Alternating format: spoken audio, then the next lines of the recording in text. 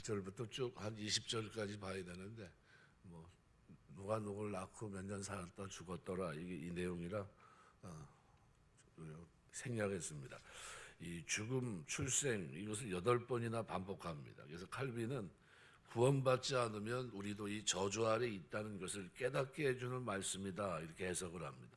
향수하고 죽었더라 이렇게 되어 있습니다. 아담에서 오늘에 이르기까지 로마서 5장 12절 말씀대로 사망이 왕노릇합니다. 한 사람으로 말미암아 죄가 세상에 들어오고 죄로 말미암아 사망이 왔나니 이와 같이 모든 사람이 죄를 지었으므로 사망이 모든 사람에게 이르렀느니라. 그러니까 아담 이후 모든 사람은 언젠가는 죽음의 자리에 서야 합니다. 그러면서 아무런 준비가 없다. 그건 있을 수가 없는 얘기죠. 모세가 신명기 32장 29절에 보시면 자기 죽음을 생각하면서 사는 사람은 지혜로운 사람이다 그랬어요. 우리가 죽음을 생각해야 돼. 언젠가 주님 앞에 서야 된다는 것을 인식하셔야 됩니다. 솔로몬도 전도서 7장 2절에서 초상집에 가는 것이 잔치집에 가는 것보다 나으니 모든 사람의 결국이 이와 같이 됨이라 그랬습니다. 죽음에 대해 과학자들은 심장이 정지하는 정지 상태, 두뇌 기능이 마비하는 마비 이렇게 얘기를 합니다. 그런데 이 톨스토이는 죽음에 대해서 이렇게 설명합니다. 어떤 사람이 광야에서 맹수를 만나 피하기 위해 전력을 다해 도망치다가 큰 구덩이를 발견하고 거기에 뛰어들었습니다. 다행히 구덩이를 가로지르는 나뭇가지에 메어 달리게 되었는데 가만히 보니까 그 나뭇가지를 흰 벌레가 와서 쓸다가 사라지고 검은 벌레가 나와서 썰고 또 검은 벌레가 사라지면 흰 벌레가 나와서 썰고 그러면서 이것을 그는 인생이라고 표현하고 있습니다. 그러니까 우리 유교 문화권 속에 있는 많은 사람들이 우리나라도 그렇게 살아왔겠지만 유교는 인간의 죽음을 운명이고 자연법칙으로 담담하게 받아들입니다.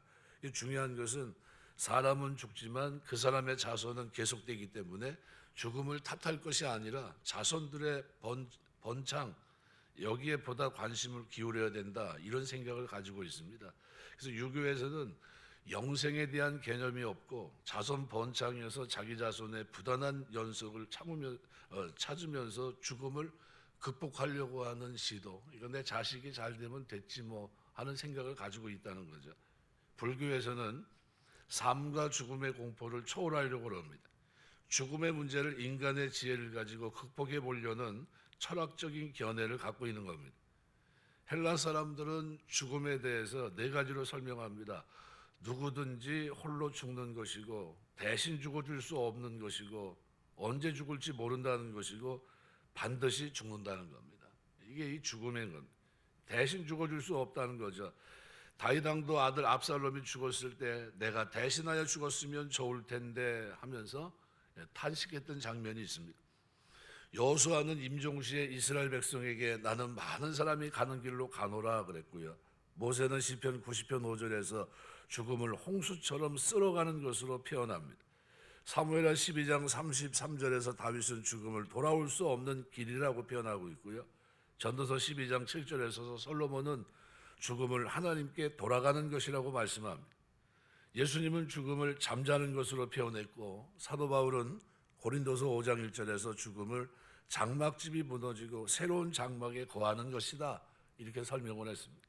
그래서 이것이 인간 죄로 말미암아 죽어진 결과라고 한다면 우리는 반드시 죽음을 대비하고 살아야 됩니다. 인간의 죽음을 망각하고 살지만 죽음은 인간을 망각하지 않습니다. 하나님께서는 이 귀중한 것을 성경책에 이 사건을 반복해서 기록하고 있습니다. 그래서 오래 살았던 족장들이 그들의 삶도 다 죽음으로 끝이 났다는 것을 말씀해 주고 있는 거예요. 히브리서 2장 15절 보면 또 죽기를 무서워함으로 일생에 매여 종노릇하는 모든 자들을 놓아주려 하심이라 그랬습니다. 세상 사람들이 제일 무서워하는 게 뭡니까? 죽음이에요. 그래서 죽음을 보지 않기 위해서 외면하고 덮어두고 그럽니다. 출애굽기 10장 17절 말씀에 보면 하나님께서 모세를 지도자로 세우시고 애굽 왕 바로에게 보냅니다. 모세가 바로에게 가서 이스라엘 백성을 해방시키기 위해 재앙들을 내리고 할 때 나중에 이제 비로소 그가 이제 허락을 하게 되는데 뭐라고 얘기하냐면 죽음만은 면케해달라고 간청하면서 이스라엘 백성들을 보내줍니다. 죽음이 그렇게 무서운 겁니다. 살려만 주시면 무슨 일이든 하겠습니다. 이것은 죽음의 종로로 타는 인생의 모습입니다. 우리 주님은 그래서 요한복음 12장 25절에서 그렇게 말합니다. 자기 생명을 사랑하는 자는 잃어버릴 것이요 이 세상에서 자기 생명을 미워하는 자는 영생하도록 보존하리라.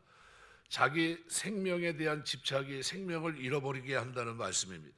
다시 말하면 자기 목숨이 아까워 벌벌 떨면서 이 세상에서의 삶에 집착이 강해서 자기의 목숨만을 위해서 살면 죽을 수밖에 없고 나그네와 같은 이 세상 언제라도 주님 부르시면 가야지 하는 마음으로 이 세상의 삶을 배설물처럼 여기고 본향을 사모하며 주님을 위해 사는 사람은 영원히 살게 된다, 이런 얘기입니다.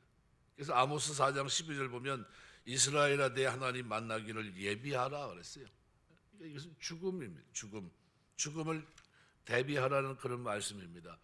사도 바울은 빌립보서 1장 21절에서 이제 내가 사는 것이 아니고 내 속에 그리스도께서 사는 것이라고 고백하면서 죽는 것도 내게는 유익이다 그랬어요. 죽음에 대한 두려움이 없어요. 죽음에 대한, 우리가 구원받았다는 것이 뭐죠? 주님의 부활에 대한 확신이 있기 때문에 이 죽음이 우리를 위협하지 못합니다. 칼빈은 이 땅에서 주님을 위해 헌신하며 고난의 길을 걷다가 주께서 부르시는 시간에 영광이라 외치면서 눈을 감았다고 합니다. 네, 그것이 자기에게 생각할 때 가장 큰 영광이 천국에 들어가는 거니까요. 요한복음 21장 19절에 보면 예수님께서도 베드로가 어떠한 죽음으로 영광 돌릴 것을 아신다 그랬어요.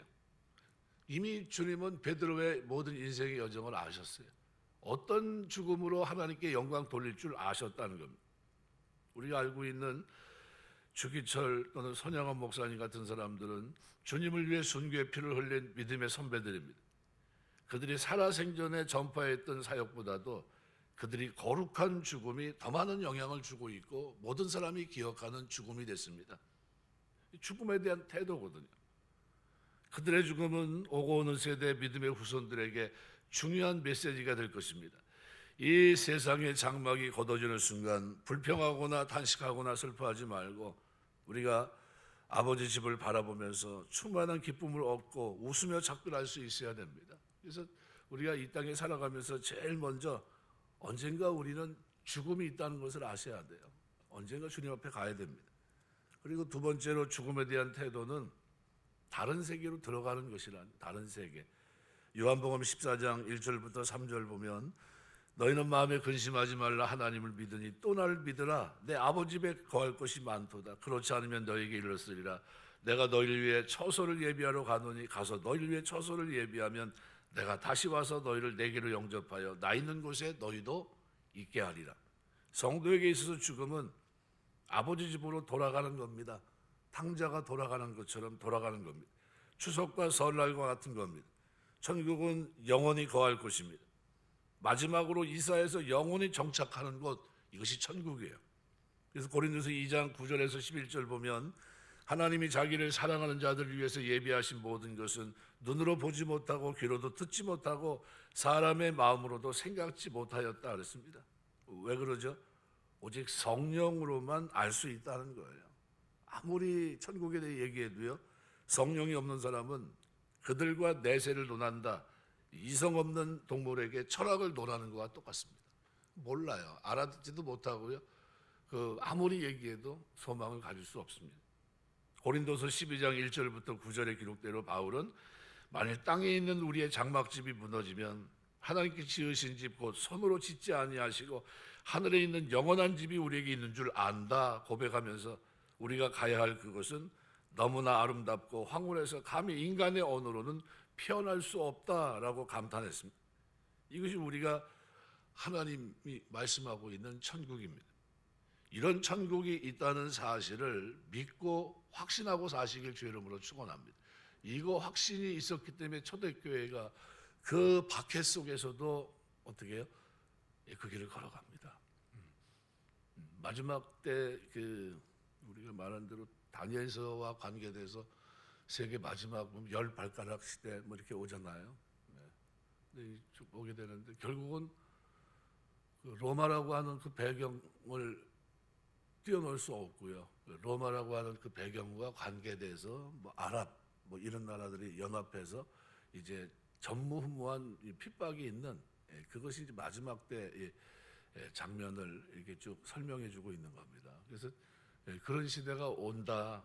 성경이 보면 벌써 이미 어떻게 다니엘 시대 그것을 이미 결정이 되어 있는 거라고 한다면 그러면 우리가 어떻게 생각하셔야 됩니까? 그런 시대가 왔을 때 믿음을 지키는 것이 중요한 거죠. 근데 그 믿음을 지킨다는 것이 뭡니까? 천국에 대한 소망으로 모든 것을 이겨나갈 수 있는 힘이 그때는 있어야 된다는 겁니다. 고린도전서 15장 51절 52절 보면 보라 내가 너희에게 비밀을 말하노니 우리가 다 잠잘 것이 아니요 마지막 나팔에 순식간에 호련히 다 변하리니 그랬습니다. 바울은 이것을 성도들에게만 주는 비밀이라고 표현합니다. 천국과 영생을 비밀로 가르쳐 준다고 말했던 겁니다. 내세 영광 이 부활은 오직 예수 그리스도를 믿는 자만이 알 수 있는 비밀입니다. 그래서 이 비밀이 있었기 때문에 초대교회 성도들은 그 어려운 고난과 핍박을 이길 수 있었고 당당히 순교의 자리에 나아갈 수 있었던 겁니다. 그러면 성도의 삶은 죽음과 공포, 위협 속에 사는 삶이 아니라 성도의 삶은 신앙과 믿음 속에서 내세 확신을 가지고 부활의 삶을 사는 겁니다. 이제 내가 살아서 그리스도와 연합된 자로 이 땅을 살고 있는 겁니다. 그래서 로마서 8장 35절, 38절, 39절 말씀대로 사망이나 생명이나 다 우리를 하나님과의 사랑에서 끊을 수 없습니다. 하나님 사랑으로 시작된 이 놀라운 구원의 여정 속에서 누가 우리를 그리스도의 사랑에서 끊어낼 수 있겠습니까? 끊어낼 수 없는 겁니다. 누가복음 16장 19절 이하에 보면 거지 나사로와 부자의 이야기가 나옵니다. 부자는 지옥으로 나사로는 천국으로 갔습니다. 죽음은 일종의 경계선을 넘는 거라고 생각하시면 됩니다. 경계선을 넘으려면 우리 세상 사는 데서도 비자가 있어야 되잖아요. 이 비자가 뭡니까? 예수 그리스도의 십자가, 예수 그리스도의 보혈입니다. 그리스도를 주로 믿는 자는 이미 이 비자를 가지고 있는 거예요. 내가 죽으면 천국 갑니다. 지금 이 땅에서 영생을 누리고 있고 부활에 동참한 자가 됐습니다. 그런 의미로 성도의 죽음은 안식입니다. 참된 안식. 그래서 이사야 57장 2절 보면 그는 평안히 들어갔나니 무릇 정로로 행하는 자는 자기들의 침상에서 편히 쉬느니라 그랬습니다. 성도의 죽음은 안식이에요. 욥기 3장 13절 보면 평안히 누워 자고 쉬는 것으로 표현하고 있어요. 이것이 우리의 죽음입니다. 예루살렘에 의롭고 경건한 사람 시몬이 있었습니다. 그는 예수를 보기 전에는 죽지 아니하리라 하면서 성령의 지시를 받고 메시아를 기다리다가 아기 예수를 보게 돼요. 그리고 누가복음 2장 29절에 보면 주제여 이제는 말씀하신 대로 종을 평안히 도와주시는도다. 그죠? 눈코 디미티스라는 단어인데요. 이제 내가 눈을 감게 됐다는 겁니다. 삶에서 떠나 죽음으로 가는 것을 평안히 도와준다고 표현했습니다. 왜 그랬습니까? 죽음은 안식이기 때문에 그래요. 참된 안식. 그래서 우리 주님은 이 죽음을 낙원으로 옮기는 것으로 얘기합니다. 누가복음 16장 22절 아브라함의 품에 안겨있는 모습으로 표현하고 있고 누가복음 23장 43절에는 오늘 내가 나와 함께 낙원에 있으리라 이렇게 얘기해요. 이 성도의 죽음은 안식일 뿐만 아니라 낙원으로 옮겨지는 것이고요.